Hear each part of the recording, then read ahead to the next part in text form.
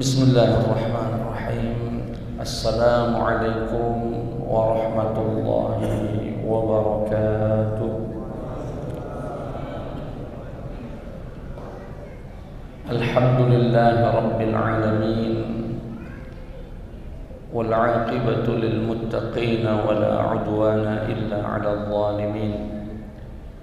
Wassalatu wassalamu ala Sayyidina wa maulana wa qurrati a'yunina wa nabiyyina Muhammadin sallallahu alaihi wasallam wa ala alihi wa sahbihi ajma'in, amma ba'd. Jamaah salat maghrib yang dimuliakan Allah subhanahu wa ta'ala, alhamdulillah, puja dan puji syukur tak henti-hentinya kita persembahkan kehadirat Allah subhanahu wa ta'ala atas seluruh nikmat yang Allah berikan. Semoga Allah menggolongkan kita min ibadihi syakur, di antara hamba-hambanya yang pandai dalam bersyukur. Salawat beriring salam terlimpah curahkan kepada Nabiina Muhammad sallallahu alaihi wasallam. Semoga kelak kita semua mendapatkan syafaatnya yaumul qiyamah. Amin ya rabbal alamin. Jamaah sekalian yang dimuliakan Allah subhanahu wa ta'ala, di malam hari ini kita kembali akan mendapatkan satu nasihat bagi siapapun yang sedang berproses, sedang berjalan menggapai ridha Allah subhanahu wa ta'ala. Namanya nasihat kadang-kadang tidak enak ditelan seperti obat, tapi penting.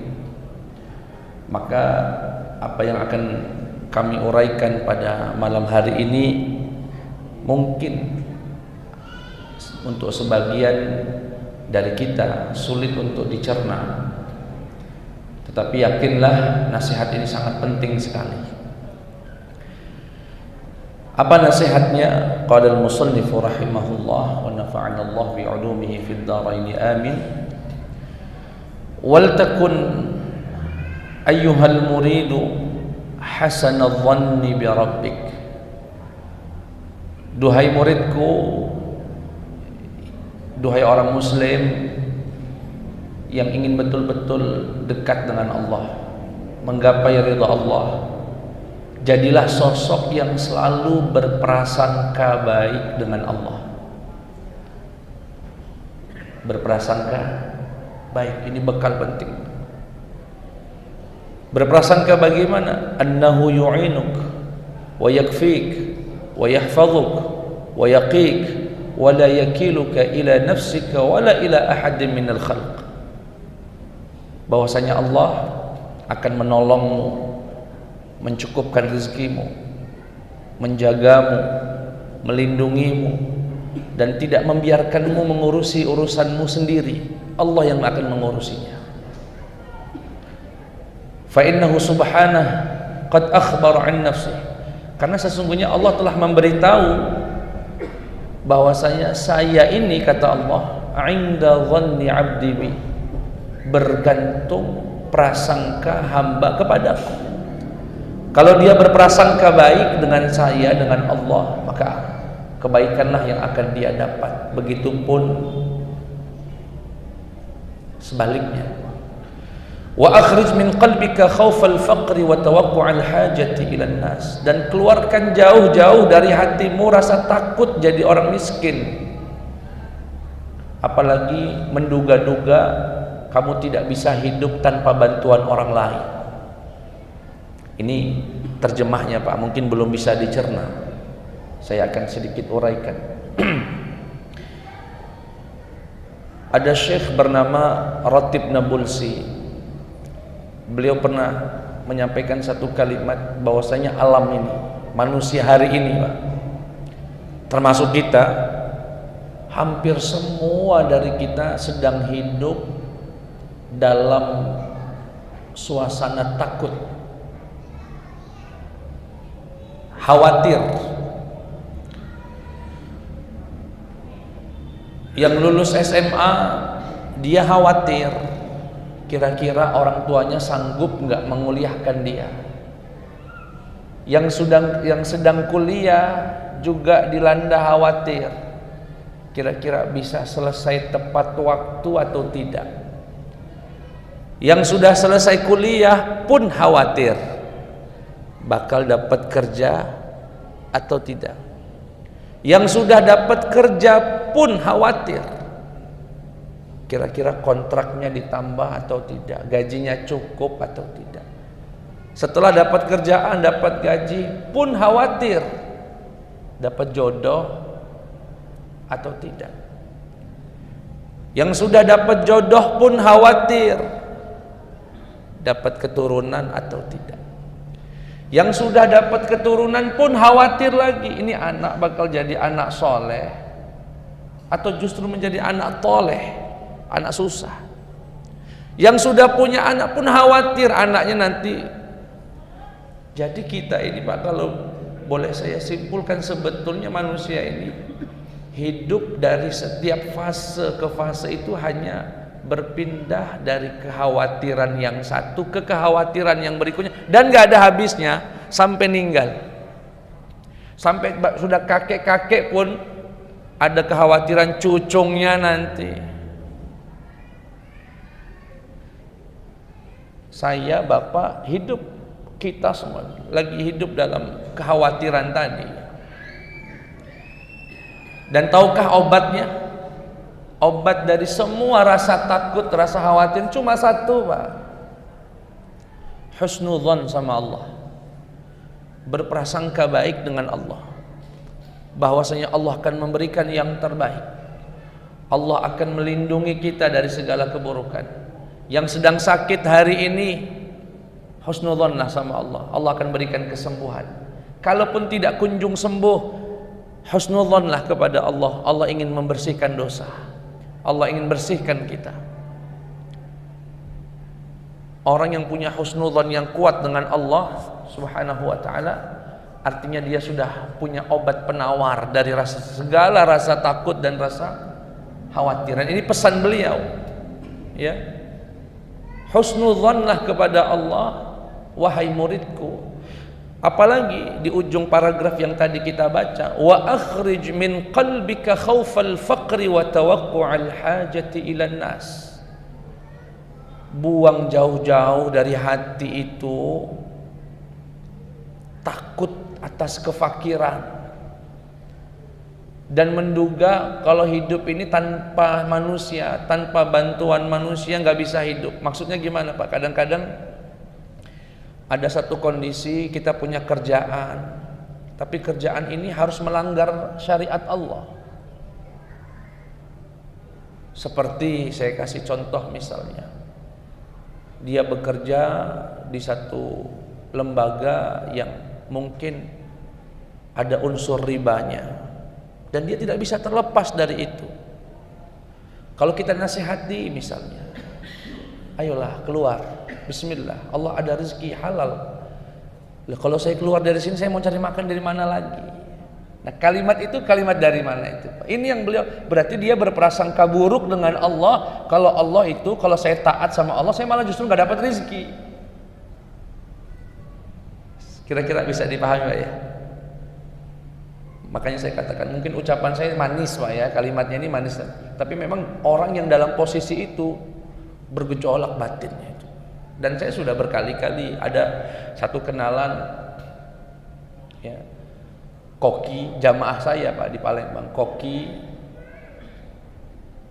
dia chefnya begitu, walaupun belum sekelas chef-chef ini, tapi hidangan minumnya khamr, Pak. Di kafe yang dia kerja itu konsultasi dengan saya,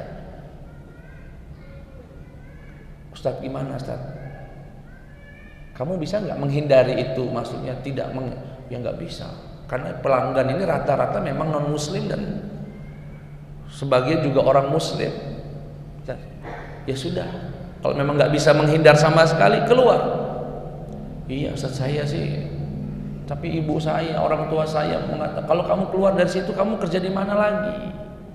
Kalimat semacam ini Pak, sekarang ini sering kali keluar dari orang muslim yang dipertanyakan saat dia berkata begitu, dia Allah ada di mana dalam hatinya itu. Ini yang beliau maksud, wahai muridku, kalau kamu pengen dekat dengan Allah, yakin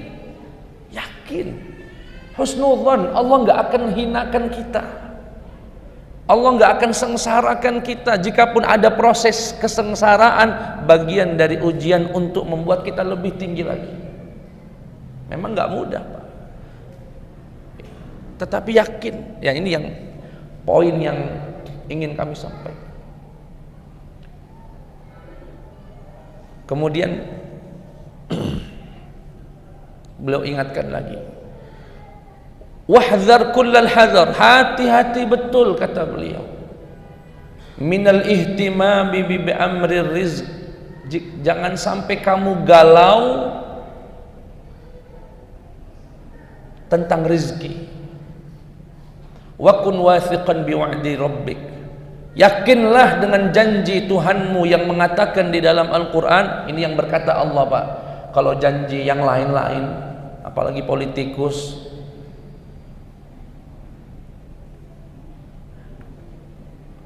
kalau saya boleh kasih hari ini Pak ya, nggak seterusnya.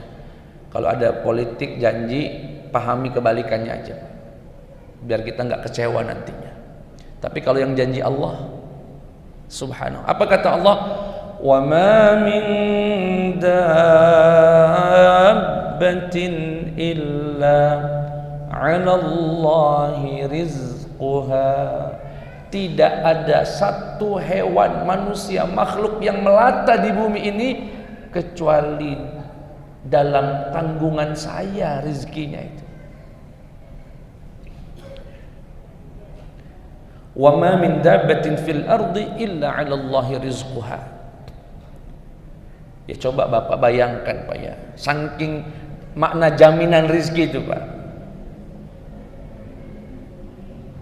Cicak itu hewan merayap. Allah ciptakan rizkinya hewan yang terbang. Merayap dan terbang itu dua hal yang sangat sulit untuk dipertemukan. Ya Pak ya, cicak itu Pak. Kok kenapa enggak makanan cicak itu semut misalnya yang sama-sama ngerayap? Kenapa memang makanan cicak itu nyamuk? Allah ingin memberi pesan kepada kita. Kalau Allah sudah tentukan rizkinya nyamuk, ya nyamuk. Bagaimana caranya? Urusan Allah. Datang itu nyamuk Pak. Nggak logis memang, tapi datang. Dan saya pernah betul-betul memperhatikan, kok dia datang tuh ngapain? Sudah tahu tembok seluas itu Pak ya, cecaknya ada di pojok. Nyamuk itu kan bisa saja nyendernya di bawah, cecaknya di atas. Tapi dia seneng betul deket cecak itu Pak. Karena sudah jaminan Allah itu rezeki.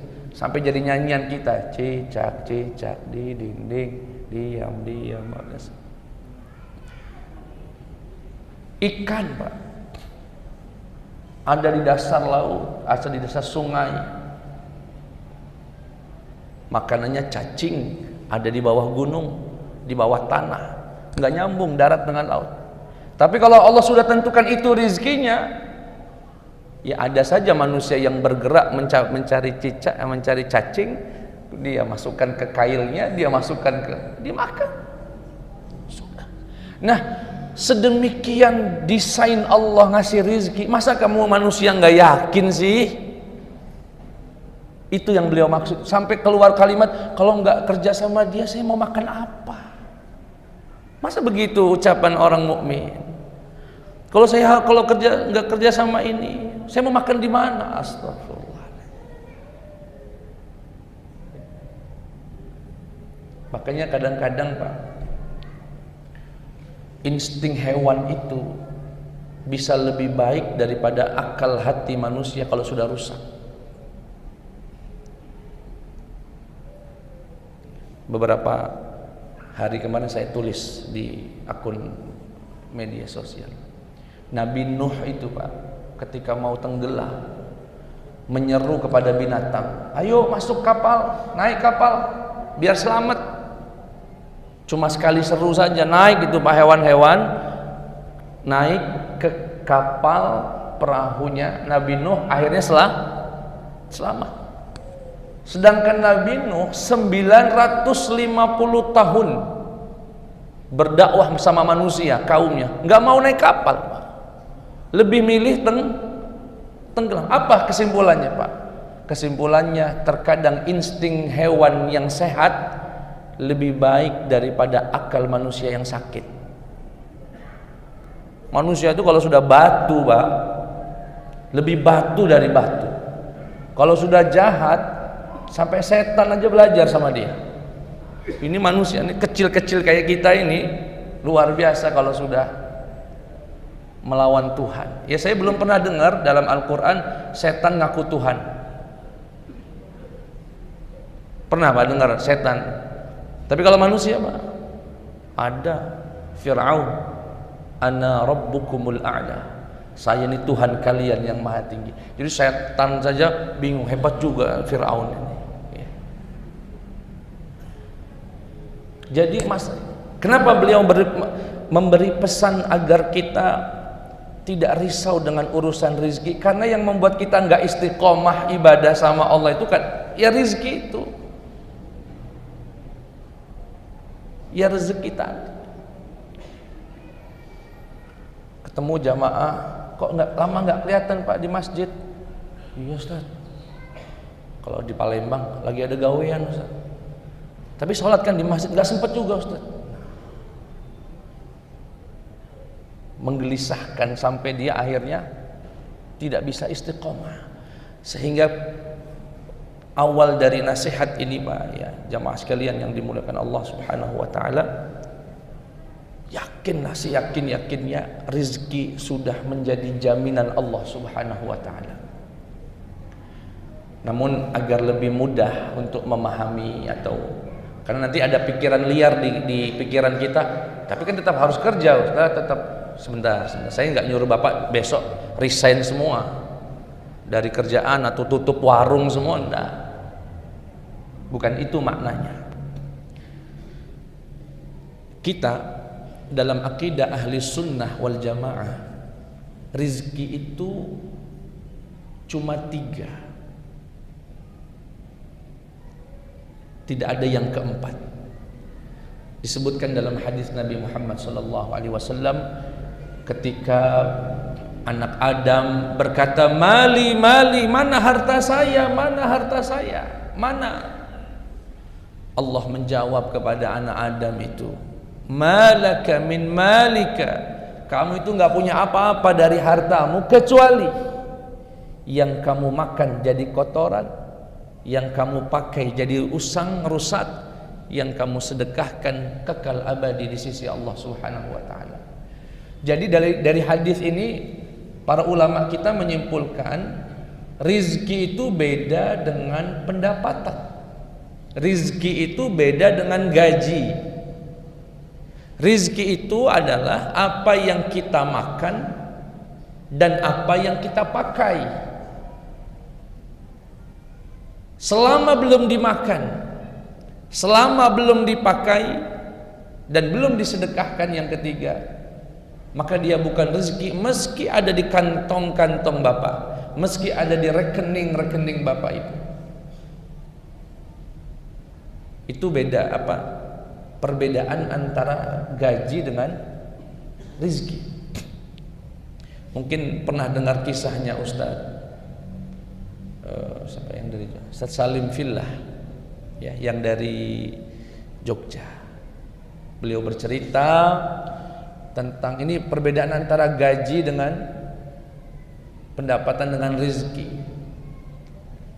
Beliau mengisi ceramah, kalau tidak salah dakwah ke Kalimantan, pesan tiket pesawat, habis tiket ekonominya, akhirnya mesan kelas bisnis. Seumur hidup baru pakai bisnis kali itu, bayarnya pasti mahal, lebih mahal. Sehingga dalam pikiran beliau, pokoknya nanti kalau ada hidangan makan apa saja bakal saya makan.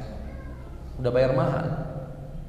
Singkat cerita, begitu dia duduk, di sebelah dia ada seseorang, setelah kenalan rupanya seorang direktur di BUMN yang gajinya ratusan juta. Begitu datang makanan itu Pak, ada daging dimakan sama Pak Ustadz, ada kacang dicemilnya, ada jus diminumnya. Sedangkan bos besar sebelah tadi cuma megang air putih sambil ngeliatin Ustadz ngabisin semua makanan. Kata Pak Ustadz, kok nggak dimakan Pak? Itulah Pak, saya lihat Bapak kok enak banget semuanya bisa dimakan. Lah Bapak kenapa nggak makan? Ya saya ini nggak boleh makan kacang Pak, ada asam urat. Nggak boleh ini makan daging, kolesterol saya tinggi. Nggak boleh ini. Ini Pak, contoh gampang untuk memahami. Ada orang gajinya besar, rezekinya kecil. Gajinya besar nggak Pak? 100 juta. Rezekinya? Karena rezeki itu apa tadi Pak? Yang dimakan. Selama belum dimakan bukan rezeki dia. Ada orang rezekinya, gajinya kecil, rezekinya besar. Bahkan kalau saya lagi ngawas bangun, waktu itu lagi bangun rumah, saya ajak makan bareng tukang itu Pak, beli kita nasi padang bungkus. Begitu makan Pak, saya satu nasi bungkus aja nggak habis, banyak benar. Mamang yang kerja sama saya minta nambah, wih Mang 2 bungkus Mang. Lah, ini Mamang rezekinya lebih besar dari saya Pak, walaupun gaji saya lebih besar dari dia. Gajinya 150.000, 100.000 keneknya. Tapi rezekinya, kalau Bapak ngerti itu Pak ya, sebetulnya rezeki itu nggak membuat kita pusing Pak. Saya malah tukang-tukang itu rezekinya lebih besar daripada yang lain. Yang beli mobil Alphard itu rezekinya drivernya itu Pak. Kemana dia pergi, drivernya, bosnya mah sekali naik ya. Saya punya kenalan orang rumahnya hampir 1/2 hektar Pak. Bapak ibu yang tinggal cuma suami istri, pembantunya 10. Itu pembantu rezekinya besar banget. Yang kerja bosnya pontang panting, dia di rumah masak, nyicip, bosnya dikit, sisanya banyak, dia yang makan. Tidurnya di rumah yang sama, makannya makan yang sama, fasilitasnya ya sama. Yang pusing bos, yang dia nyantai. Pagi-pagi bos ngasih duit suruh belanja, nanti bosnya pergi kerja lagi, dia masak, nyemil kerjanya Pak. Subhanallah. Cuma rupanya gaji itu lebih membuat kita pusing daripada rezeki. Oh iya betul. Ya. Sudah betul Pak. Itu bedanya gaji dengan rezeki. Nah kata beliau jangan sampai buat pusing rezeki itu. Yang kedua Pak, tapi jangan sampai kemudian laju nggak kerja, kalau gitu jadi pembantu aja lah Pak Ustadz. Nanti dulu ada cerita lain. Yang beliau maksud di sini, padahal ini disebutkan di dalam surat Al-Ankabut, fabtaghu 'indallahi rizqa wa'buduh washkuru lah. Jadi kita nyari rizki keluar itu Pak, bukan semata-mata nyari rizki. Kenapa? Karena rizki kan sudah dijamin. Rizki itu Pak sudah dijamin. Bapak keluar kerja, saya keluar kerja, itu sedang beribadah kepada Allah, mencari rizki yang sudah dijamin tadi. Niatnya ibadah. Apa bedanya orang yang keluar nyari rizki dengan niat ibadah dengan orang yang nyari rizki niatnya mencari pendapatan Pak? Kalau orang yang mencari rizki karena dia menjalankan ibadah Allah dengan keyakinan rizki itu sudah dijamin, maka dia akan kerja semampunya, tapi begitu melanggar syariat Allah dia sanggup berhenti. sudah stop. Toh melanggar syariat pun rizkinya ya segitu, nggak nambah. Memang kalau bapak haram kemudian jadi nambah, enggak, ya segitulah rizkinya. Tetapi orang yang keluar dari rumah mencari nafkah, mencari rizki, niatnya bukan ibadah kepada Allah, begitu sudah mentok mulai dia berpikir yang haram, gelisah.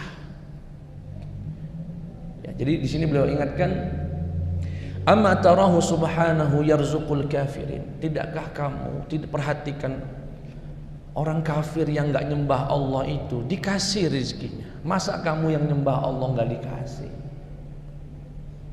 Masa kamu yang tiap hari subhanallah, subhanallah, subhanallah, alhamdulillah, alhamdulillah, masa yang enggak dikasih?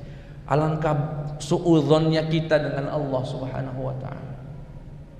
Suudzon sekali itu, Pak. Apalagi sampai kalimat, aku kalau nggak pakai riba nggak bisa maju, Ustaz. La ilaha illallah. Ya. Wa'lam annahu la harja 'alaika fi talabir rizq. Kata beliau, bukan saya menyuruh kalian suruh berhenti begawe, bekerja, enggak. Silahkan. Tetapi dengan cara yang disyariatkan Allah. Datang sholat ya istirahat dulu, sholat dulu. Kalau sampai harus putus silaturahim ya ditahan dulu. Ada waris misalnya, itu rizki, Pak. Salah satu pendapatan, ya. Dan akan jadi rizki sebagiannya. Begitu bagi waris, kakaknya ribut, sampai nggak teguran lagi, yang ngalah saja sih ambillah. Jangan sampai ribut, lebih mahal silaturahimnya dari sesuatu yang sudah dijamin tadi. Yang saya larang, kata beliau, wa innamal ba'su wal haraju fi adam sukunil qalbi wa ihtimabihi wa ittirabihi wa mutaba'ati li awami. Yang saya larang itu hati kamu yang enggak tenang itu loh, yang selalu gelisah, sholat jadi enggak nikmat, sampai akhirnya ngorbanin sholat, ngorbanin keluarga. Ya saya bayangkan itu. Kalau saya lagi berangkat di Palembang itu mau ngisi khutbah Jumat, saya selalu melewati tempat pengepulan batok kelapa itu. Mohon maaf Pak ya, buruh di situ gaji 70 ribu sehari sampai 100 ribu. Itu sholat Jumatnya lewat itu, Pak. Nah, saya udah mau azan masih kepak-kepuk. Yang begini yang nggak boleh itu, Pak. Alangkah fokusnya nyari sesuatu yang sudah dijamin dan lalai dengan sesuatu yang tidak dijamin. Innamal ba'su wal haraj fi adam sukunil qalb wal ihtimamihi wat tirabih.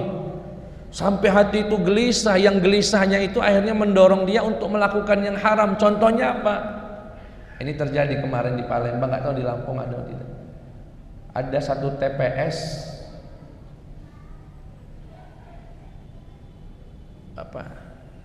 pemilunya diulang. Mungkin ada, Pak ya. Kebetulan karena istri kami dokter, tugas di puskesmas tempat TPS itu ada, ditugaskanlah untuk istilahnya itu ya, tim kesehatan lah, Pak ya. Tapi jam 10 sama Pak Lurah suruh pulang. Kenapa? Keadaan genting. Apa gentingnya? Ini, Pak. Jadi DPRD atau DPR provinsi atau kota yang suaranya kurang dikit. Ini kan diulang nih, Pak ya. Dia mungkin di TPS lain sudah tinggi, cuma nilainya kurang 50 orang, kurang 70 orang. Kalau yang sudah nggak bakal suara nggak datang mereka. Yang nipis-nipis ini datang bagi-bagi duit 1 juta. Karena dia cuma butuh 50 suara lagi untuk dapat kursi tadi. Lihat itu, Pak, yang saya maksud ini tadi. Yang begini nih, yang gelisah dia, takut gak tidur. Bapak itu ngeliat foto yang caleg-caleg di pinggir jalan kan senyum semua itu, Pak ya. Jarang yang cemberut kecuali Komeng. Itu kan cemberut, senyum semuanya.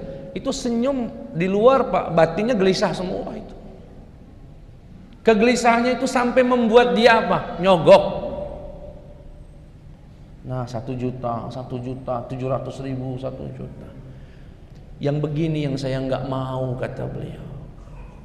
Oh, sesuatu sudah dijamin, tapi kok kamu masih sampai harus melanggar, ya harus sampai melanggar, sampai akhirnya, ya. Wa mimma yadullu ala kharabil qalbi ihtimamul insan bima yahtaju ilaihi fi waqtin lam yakhruj minal adam kal yaumil muqbil wasyahril ati. Dan di antara hal-hal yang membuat kita gelisah, ini mungkin kita juga pernah mengalaminya Pak, tentang rezeki ini. Kita ingin memastikan rezeki besok atau sebagian bahkan sebulan ke depan, sebagian malah ada yang 1 tahun ke depan, yang lebih parah lagi ingin menjamin rezeki itu untuk 7 keturunan. Itu levelnya beda-beda. Begitu Bapak menuntut dan ingin mencari jaminan untuk rezeki besok, hari itulah Bapak gelisah. Hari itulah kita akan dibuat gelisah. Mohon maaf, salah seorang tokoh nasional waktu itu, jabatannya ketua partai di legislatif tertinggi. Ya kalau dia cuma untuk makan, gak mungkin gak makan itu Pak. Cukup, semuanya itu cukup untuk makan, bahkan negara yang nanggungnya.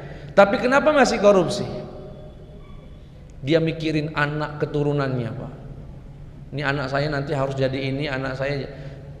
Ya fenomena yang sekarang kita sedang rasakan di bangsa ini, di negeri ini. Ketika dia ingin menjamin keturunannya, ingin menjamin 7 keturunannya, sejak itulah dia berpikir nakal itu. Saya nggak perlu nyebut Pak ya, nanti saya ditangkap lagi. Dan ada khabar, ya ada hadis, walaupun ini bukan hadis sebetulnya, lebih tepatnya khabar. Disebutkan, ya bena Adam, wahai anak Adam, jangan kamu menuntut saya memberi rizkimu besok, karena saya juga tidak pernah menuntutmu untuk ibadah kepada saya besok. Ya bena Adam, jangan kamu menuntut saya rizki bulan depan, karena saya juga nggak nuntut kamu ibadah kepada saya bulan depan. Kita wajib nggak Pak sholat isya sekarang? Nggak wajib. Jangan nuntut rezeki ba'da isya nanti. Kita wajib nggak puasa hari ini Pak Ramadan? Ya belum, karena Ramadannya belum datang. Ya jauh dah. Kalau begitu jangan nuntut saya ngasih rezeki bulan Ramadan. Nah yang membuat gelisah itu tadi adalah ketika dia ingin rezeki besok, rezeki minggu depan, rezeki tahun depan, makin panjang durasinya, semakin gelisah dia dibuat Allah Subhanahu wa taala. Standar bahagia itu kata Nabi cuma 3 kok. Masalah rezeki ini Pak. Apa itu? Man asbaha minkum aminan fi sirbih. Barang siapa yang pagi-pagi merasa aman batinnya, enggak ada tekanan, enggak ada ancaman. Mu'afan fi jasadih, badannya sehat. Wa indahu qutu yaumih, dan punya makanan di hari itu, sungguh faka'annama hizat lahud dunya bihadzafiriha, sungguh dia telah mendapatkan dunia seisinya.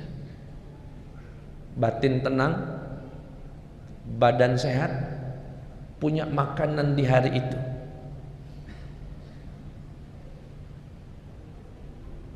Coba aja pagi-pagi Bapak sekali-kali Pak ya, habis sholat subuh, zikir, baca Quran, duduklah depan rumah itu teras, minta istri buatin ya kopi, ya susu, ya teh, gorengan 3.000 aja Pak, apa roti misal.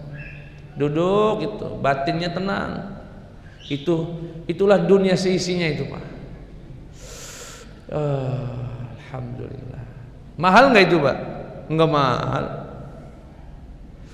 Alhamdulillah. Yang penting batinnya tenang, badan sehat, ada makanan untuk hari itu. Tapi kalau Bapak mikirin biar, apalagi yang punya kredit itu,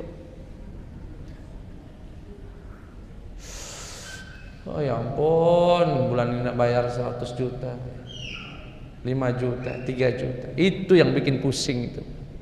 Karena dia pengen memastikan, pengen punya yang enggak seharusnya dia punya hari ini. Akhirnya dibuat gelisah oleh Allah Subhanahu wa taala. Ya, makanya saya di rumah saya punya kursi, saya sebut kursi kebahagiaan. Saya sebutnya, saya namakan dia kursi kebahagiaan. Pokoknya saya sebelum kerja ke kampus ngajar, pokoknya saya duduk dulu di halaman rumah, minta istri buatin nasi goreng, nasi uduk, apa seadanya lah. Sama karena saya nggak ngopi, ada habba sauda itu. Udah duduk aja setengah jam 15 menit sambil baca kitab kan. Ngirup. Ya salam. Ad-dunya wa ma fiha. Itulah dunia seisinya itu, Pak. Jangan lupa bahagia, Pak. Jangan lupa bahagia. Insyaallah. Kemudian jamaah sekalian yang dimuliakan Allah Subhanahu wa taala, di akhir paragraf ini beliau pengarang buku mengatakan ibadahnya manusia, kita orang muslim itu tergantung makomnya masing-masing. Dan saya ingat saya pernah jelaskan di ad-du'a ini ketika ngaji Al-Hikam dulu. Jadi Pak, ibadah kita ini boleh beda-beda, nggak ada masalah. Tetapi yang menyebabkan perbedaan ibadah kita adalah makom, yakni kondisi yang Allah berikan kepada kita. Dan makom itu ada dua di sini, Pak. Ada dua jenis. Yang pertama yang disebut dengan makom tajrid. Makom apa, Pak? Tajrid. Yang kedua makom asbab. Makom asbab. Nah, Bapak kira-kira ada di mana? Silahkan pilih dan begini konsekuensinya. Apa itu makom tajrid? Makom tajrid adalah orang yang diposisikan Allah tidak punya tanggungan apa-apa, kosong dari beban, Pak. Contoh, orang sudah pensiun, anaknya sudah mapan semua, sudah berdikari semua, udah bujang, sudah nikah semua. Ini orang sebetulnya sedang diposisikan Allah di makom tajrid. Allah hanya pengen dari dia fokus ibadah saja, nggak usah sibuk-sibuk. Masih buka di inilpul apa namanya, usaha ini, masih buka usaha itu, masih buka. Akhirnya nggak sempat dia fokus ibadah. Ini namanya makom apa, Pak? Tajrid. Yang saya boleh kasih contoh, kiai-kiai yang atau ustadz-ustadz yang ngabdi di pondok-pondok pesantren. Siapa yang memposisikan dia jadi guru di pesantren, Pak? Allah. Untuk apa? Untuk ngabdi. Bahkan saya, karena saya ngurus pesantren, saya bisa pastikan ustadz pesantren yang tidak sadar kalau dia di makom tajrid dan masih mencari rezeki, punya bisnis di luar, masih begini, nggak akan jadi santrinya, Pak. Nggak akan jadi. Kalau sudah ditempatkan Allah sebagai muhafidz Quran, penghafal Quran yang mendengar hafalan, sudah ibadah terbaik dia adalah dengerin anak santri yang hafal Quran. Jangan sampai ada ustadz ngabdi di pesantren pengennya punya Alphard, sejak itulah nggak jadi anak santrinya. Kenapa? Dia diposisikan Allah di makom tajrid, fokusnya hanya ibadah. Sedangkan orang yang di makom asbab, asbab itu apa, Ustaz? Orang itu masih punya tanggungan, dinikahkan oleh Allah dengan seorang istri, dikasih anak masih kecil-kecil. Ini orang sedang diposisikan Allah sebagai atau di makom yang namanya makom asbab. Apa ibadah terbaiknya, Pak? Ya cari rizki, ya nafkah, buka usaha di luar yang halal.